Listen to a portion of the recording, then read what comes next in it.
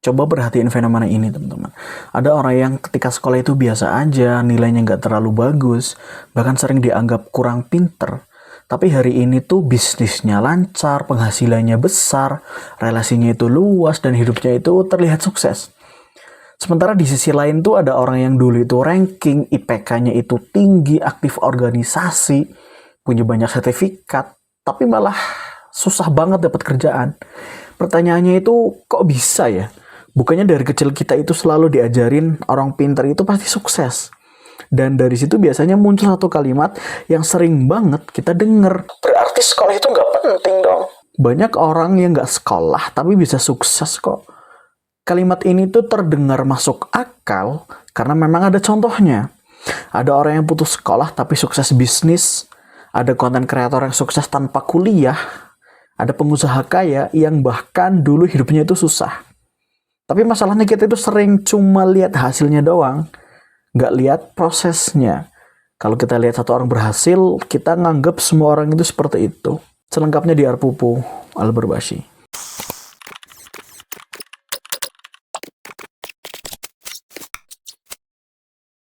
Salam nyingirisme. Halo nyingirin sekalian.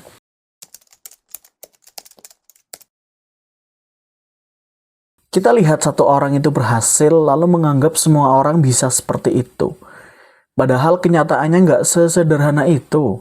Orang yang sukses tanpa pendidikan formal itu ada, dan mereka biasanya itu tetap belajar. Bedanya mereka itu belajar lewat pengalaman, mereka belajar lewat kegagalan, lewat lingkungan, dan praktek secara langsung. Karena pada dasarnya, kesuksesan itu tetap butuh ilmu kok. Nggak ada bisnis besar yang dibangun tanpa belajar. Nggak ada karir hebat tanpa adanya kemampuan. Jadi yang sebenarnya tuh nggak penting itu bukan sekolahnya, tapi anggapan bahwa ijazah otomatis bisa menjamin kesuksesan. Sekolah itu penting teman-teman, karena sekolah itu memberi dasar berpikir, membaca, berkomunikasi, bersosialisasi, dan memahami banyak hal. Masalahnya adalah dunia sekarang itu terlalu cepat berubah dan gak bisa diprediksi. Maka ada istilah VUCA. Sementara pendidikan kita itu bergerak sangat lambat. Akhirnya itu muncul gap antara apa yang dipelajari di sekolah dan apa yang dibutuhkan di dunia nyata.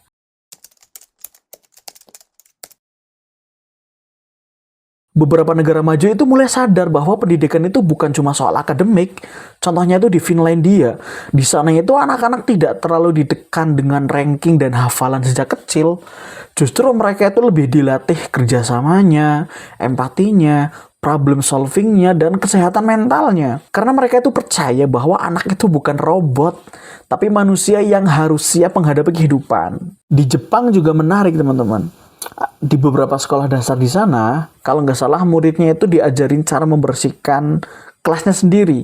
Kenapa? Karena memang pendidikan di sana itu bukan cuma soal nilai di atas kertas, tapi soal membangun tanggung jawab, soal disiplin, soal mental, dan bagaimana kita bisa menghargai lingkungan. Sementara di banyak tempat, termasuk di Indonesia, anak-anak itu sering tumbuh dengan tekanan harus ranking, harus pinter, harus juara. Kalau kamu nggak bisa matematika, kamu itu bodoh. Stereotipnya kayak gitu, standarnya kayak gitu. Akhirnya apa? Banyak yang pinter hanya secara teori saja, tapi mentalnya itu rapuh ketika menghadapi kegagalan. Padahal dunia itu penuh huru-hara, dunia itu penuh penolakan dan ketidakpastian loh.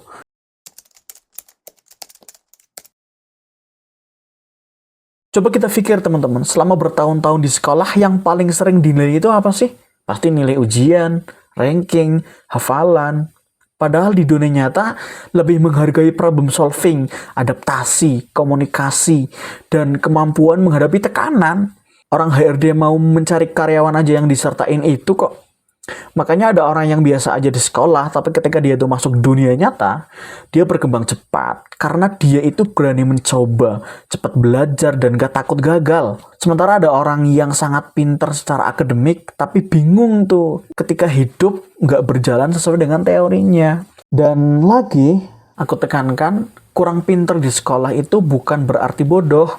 Karena sistem pendidikan itu sering mengukurnya itu cuma satu jenis kecerdasan doang. Cerdas di akademik, semuanya itu padahal bisa. Padahal manusia itu punya banyak kemampuan kok. Ada yang jago memimpin, ada yang kreatif, ada yang bisa baca peluang, ada yang kuat di komunikasi. Tapi kemampuan-kemampuan yang kayak gitu, yang justru bisa lebih berguna di dunia nyata, nggak terlihat di atas raport.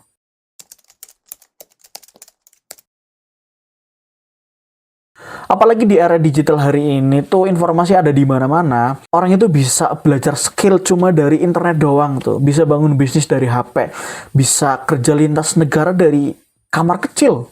Artinya ijazah itu bukan lagi satu-satunya jalan menuju sukses. Tapi bukan berarti pendidikan jadi nggak penting.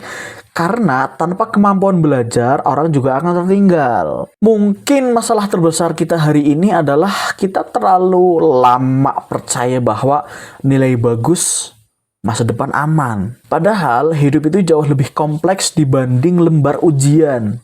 Dunia nyata tidak selalu bertanya, berapa nilaimu? Tapi kadang dunia itu lebih respect kepada orang yang bisa bekerja sama, bisa menyelesaikan masalah, dan mau berkembang. Jadi disclaimer dulu, bukannya sekolah itu nggak penting.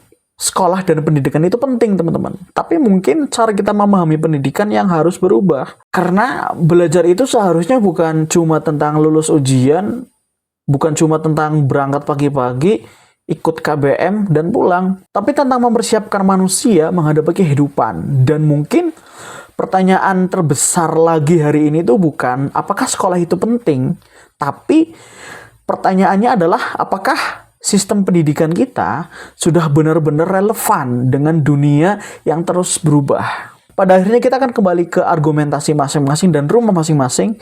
Silahkan like, share, komen, dan subscribe. Like kalau suka video ini dan dislike kalau nggak suka. Sekian dari aku dan salam Inggris semua.